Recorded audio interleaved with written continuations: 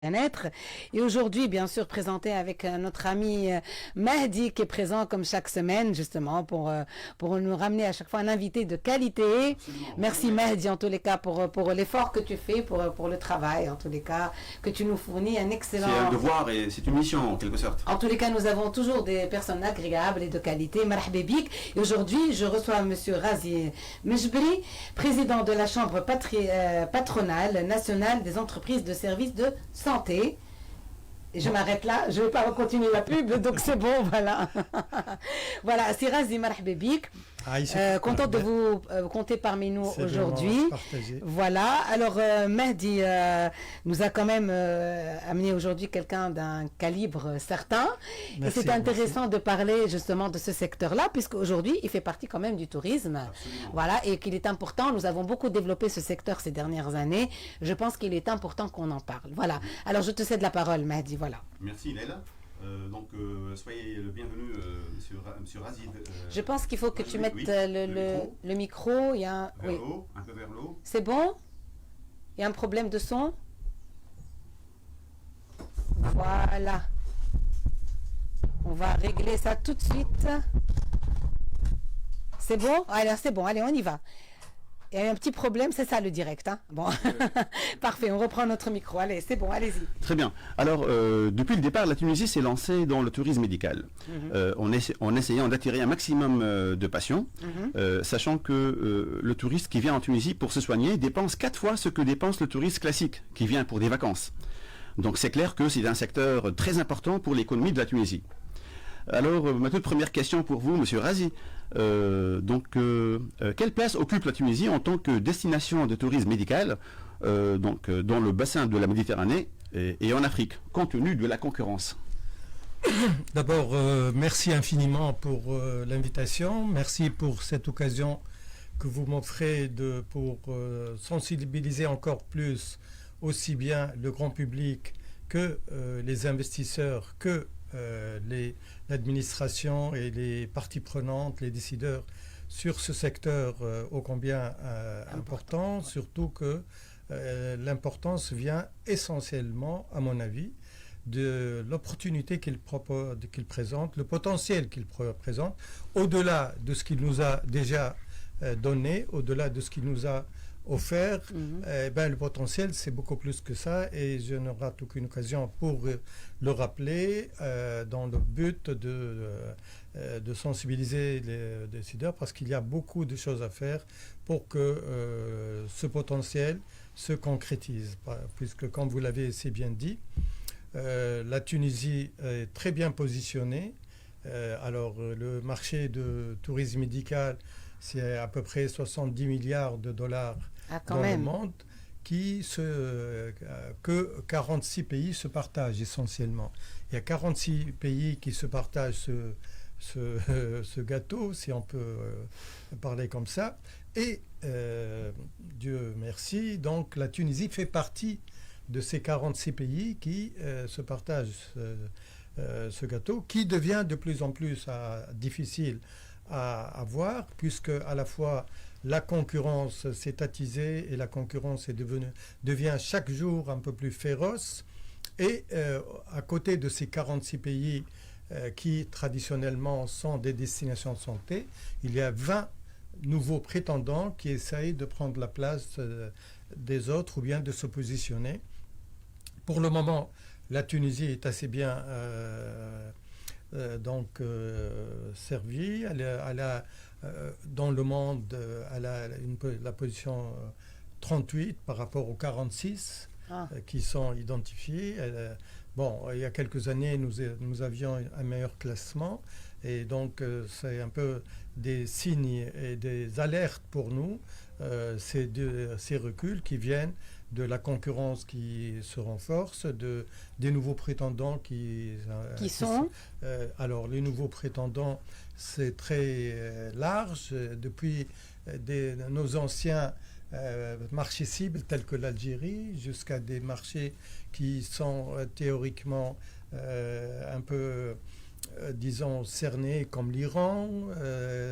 Nous avons l'Arabie saoudite qui vient avec une vitesse grand V pour prendre une part importante de plus, pour remplacer peut-être ou concurrencer Dubaï, etc.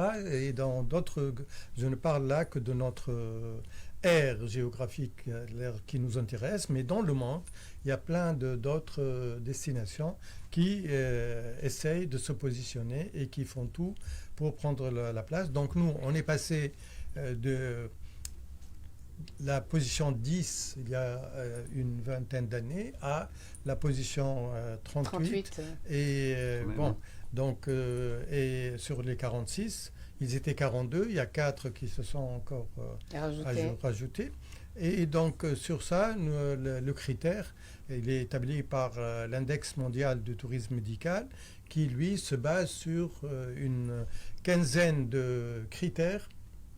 Et dans ces critères, cette quinzaine, c'est en 3 catégories: l'environnement général, l'industrie et le service en lui-même. Donc, sur l'environnement, nous sommes un peu handicapés. Nous sommes devenus au niveau 40. Donc, nous sommes classés 40 sur 46 sur l'environnement général.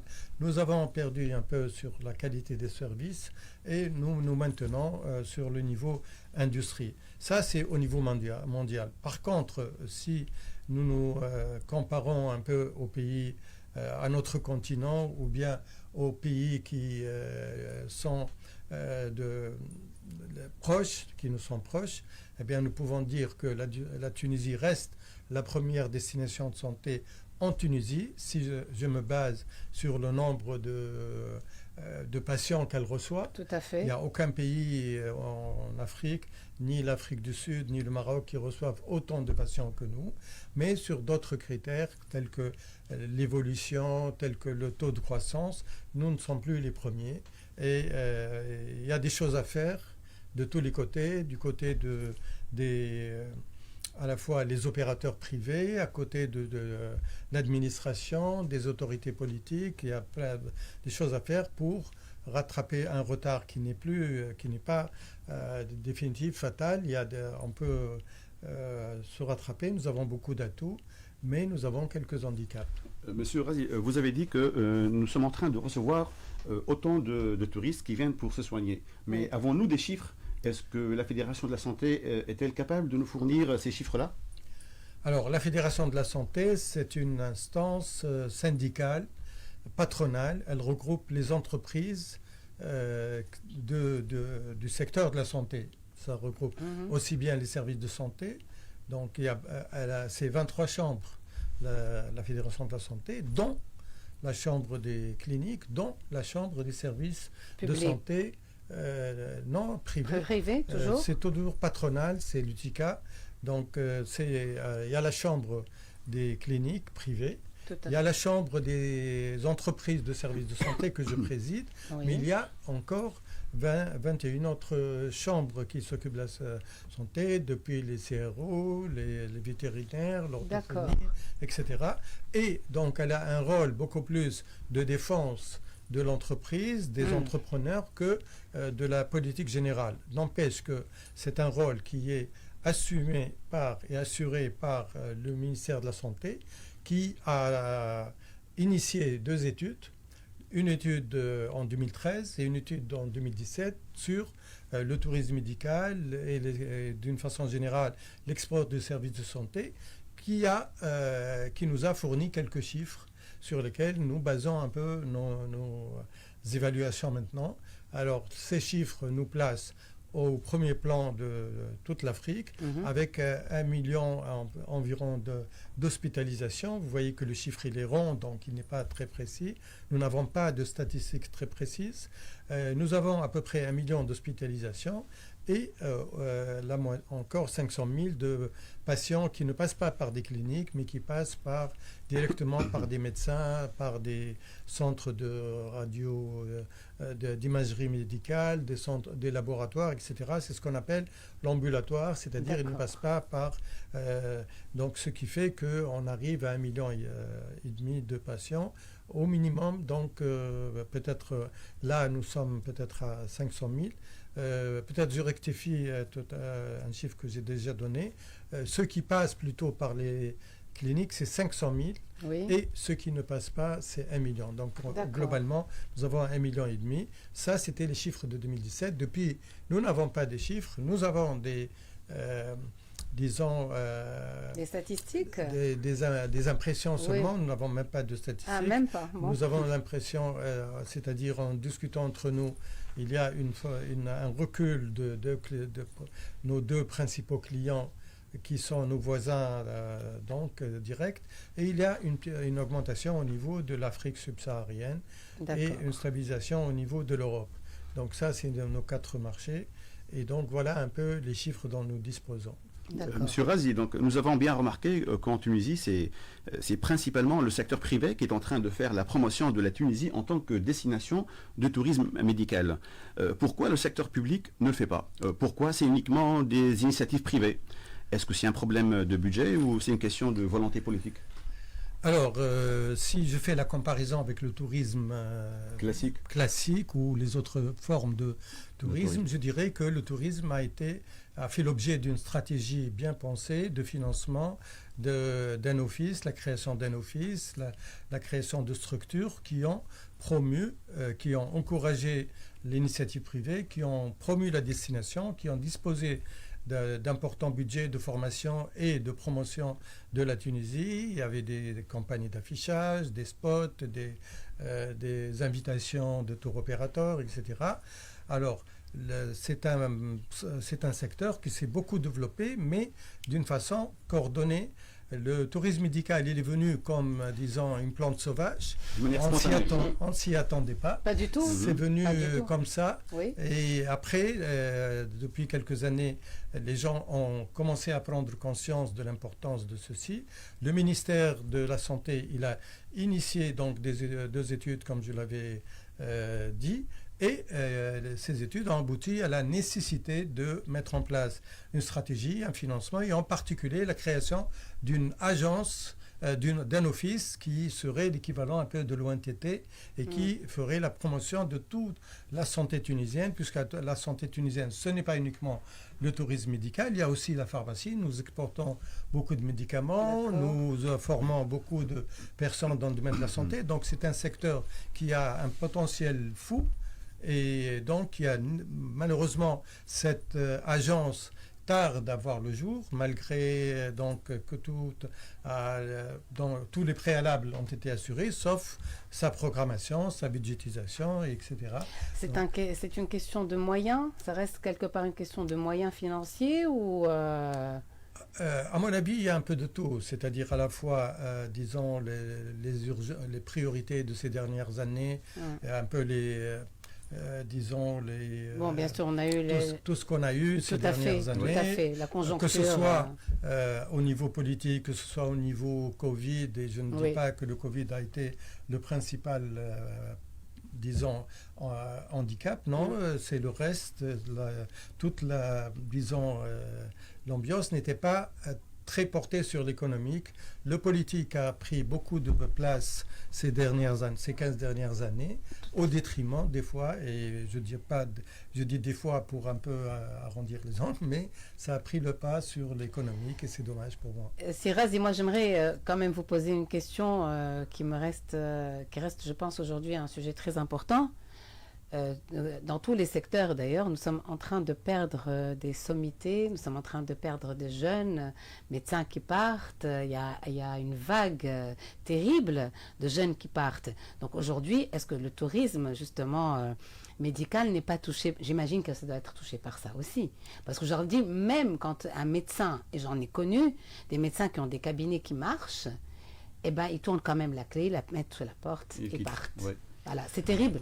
C'est terrible, c'est une réalité que personne ne peut contester. Tous les jours, aussi bien dans toutes les structures de santé, il y a de nouvelles démissions, de nouveaux départs, etc. Mais ça, malheureusement, c'est l'une des conséquences du fait qu'on n'ait pas pris très au sérieux le tourisme médical qui aurait pu ramener, au lieu que ce soit les médecins ou les techniciens de santé ou les investisseurs qui partent, que ce soit des patients qui viennent chez eux. Or, on n'a pas fait ce qu'il faut et depuis ces dernières années, il y a donc ce tourisme médical qui aurait pu retenir tout le monde, ne s'est pas développé au rythme qu'il pouvait le faire et donc on n'a pas pu retenir. Et c'est vrai que demain, les gens, nous professionnels, mais aussi le grand public, s'inquiètent et les anecdotes commencent à dire peut-être que demain nous irons nous soigner quelque part. Moi je dirais juste une simple impression, c'est que les produits d'assurance maladie internationale explosent en Tunisie. De plus en plus de gens qui commencent à douter de la capacité du pays à les soigner le jour J, et bien, qui se tournent vers des solutions d'assurance internationale. Je crois que c'est un peu exagéré, c'est une panique qui n'a pas lieu d'être, mais il y a urgence à prendre le taureau par les cornes. Tout à fait. Monsieur Razi, donc depuis une quinzaine d'années, vous êtes à la tête de la chambre patronale de la santé. Est-ce que vous avez essayé vous avez certainement regroupé donc les entreprises qui professionnalisent le secteur médical. Donc, alors, je suis président depuis sa création, mais pas 15 ans, c'est 2 ans ou 2 ans et demi. Par contre, je suis à la tête d'une entreprise privée que j'ai fondée avec d'autres depuis une quinzaine d'années. Donc, je suis dans le secteur depuis 15 ans, mais depuis quelques années, nous sommes un peu réunis pour essayer de tirer la sonnette d'alarme, pour essayer de faire bouger les choses. Et nous avons créé avec beaucoup de difficultés cette nouvelle chambre qui, depuis 2-3 ans, elle est là et qui a essayé depuis un peu d'impliquer tout le monde, c'est-à-dire d'abord nos adhérents sur les différents pôles pour les sensibiliser à plus de qualité, à plus d'éthique, à plus de prise de conscience, de sérieux dans l'approche. À sensibiliser aussi, nous avons un bon contact avec le ministère pour essayer de pousser, pour combler un peu les lacunes criardes et malheureuses qui existent. Sensibiliser aussi les différentes parties prenantes, puisqu'il n'y a pas un peu la mentalité il y a un peu la mentalité du souk hebdomadaire. Chacun voudrait être à la fois tout à la fois. Et donc, non, il y a une professionnalisation, il y a une chaîne de valeur qui s'est formée au niveau international et une seule compétence ne peut pas faire ceci. Tout à fait. Voilà. Alors, la chambre que je préside, elle est constituée de 5 pôles d'activité. Il y a le pôle de tourisme médical, mais il y a aussi le pôle des centres de convalescence et des EHPAD. Il y a le pôle aussi des avions ambulances et des transports aériens de malades. Il y a le pôle aussi de la télémédecine et il y a un dernier pôle sur la chirurgie esthétique qui concerne l'un de nos principaux marchés. Je pense, oui, effectivement, parce qu'il s'est développé et a explosé d'une manière incroyable ces dernières années. Voilà. Alors, Monsieur Razi, avez-vous mis en place donc un processus, voire une stratégie permettant d'accélérer la professionnalisation dans le but d'avoir de plus en plus d'entreprises opérant dans le secteur du tourisme médical qui soient structurées et certifiées? Voilà, nous avons donc surtout entrepris une vision, nous avons défini une vision, et dans cette vision, on l'a un peu déclinée sur les différentes parties prenantes. D'abord, nos adhérents, que nous avons poussés par différentes actions à s'inscrire plus dans une approche de qualité et d'éthique, mais nous avons aussi proposé des nouveautés légales pour encadrer le secteur, pour encourager l'arrivée au secteur d'investisseurs. Nous avons mené une campagne de communication très importante pour à la fois attirer les investisseurs tunisiens pour leur dire il y a du travail à faire là-dedans, vous pouvez être gagnant. Nous avons aussi entrepris une campagne auprès des différentes parties prenantes, c'est-à-dire administratives et le ministère de la Santé, le ministère aussi, d'autres ministères qui sont impliqués dans le tourisme médical, puisque le patient qui arrive, il a plein de choses qui peuvent l'encourager ou le décourager. Ça vient de la façon avec laquelle on lui délivre un visa, ça vient avec la façon avec laquelle il peut arriver en Tunisie en bon état dans un avion correct. Il y a aussi la façon d'être accueilli à l'aéroport quand il trouve un taxi, quand il trouve donc tous les services qu'on peut lui offrir justement. Le visa, tout ça, ça peut un peu décourager ou encourager le patient. Si vous avez des difficultés à avoir les visas, eh bien ça décourage. Si vous avez quelqu'un qui n'a pas de visa qui arrive en Tunisie et on lui dit non, vous devez repartir, ça aussi, je donne, comme d'autres donnent l'exemple de la Turquie qui a eu des taux de croissance incroyables. C'est la Turquie, par exemple, elle a pris beaucoup d'initiatives courageuses. Rien que pendant le Covid, elle n'a pas fermé ses frontières. Tout à fait. Elle a continué à recevoir des patients.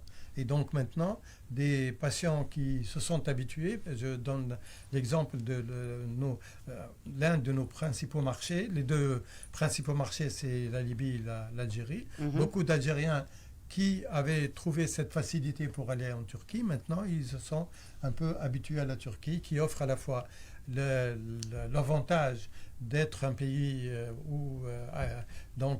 attirant, l'attractivité du pays, plus l'attractivité du secteur du tourisme. Même s'ils n'ont pas la langue, ils ont pu compenser ça par d'autres avantages. D'accord. Qu'en est-il de notre offre? Est-ce qu'elle est compétitive par rapport aux pays concurrents à la Tunisie? Alors notre offre reste compétitive et c'est notre principal atout. Nous essayons de ne pas être une destination low cost, mais nous avons un excellent rapport qualité-prix. On peut trouver moins cher, contrairement à ce qu'on pense, on peut trouver moins cher que la Tunisie, mais au niveau rapport qualité-prix, nous avons un excellent rapport qualité-prix et ça, ça nous aide. Ça reste accessible. Il y a une offre très diversifiée. Il y a des gens qui sont prêts à payer plus, il y a des gens qui sont prêts à payer moins. Et donc, il y a une offre, on peut trouver une gamme d'offres qui rencontre ces besoins. D'accord. Ok, voilà. Écoutez, on arrive à la fin de notre interview. Oui, pourtant on a toujours. Je pense qu'on peut passer 4 heures à parler de tout ça. Malheureusement, on a les infos à 13 heures.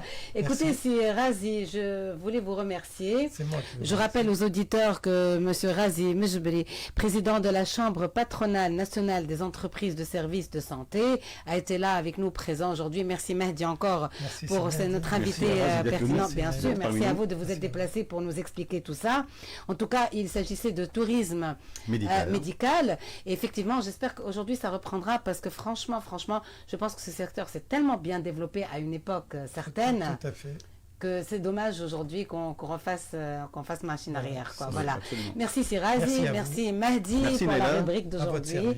Voilà. Et puis on espère vous revoir très bientôt. Ah oui, Aïchek, merci. Avec plaisir. Merci. Au revoir. Aïch.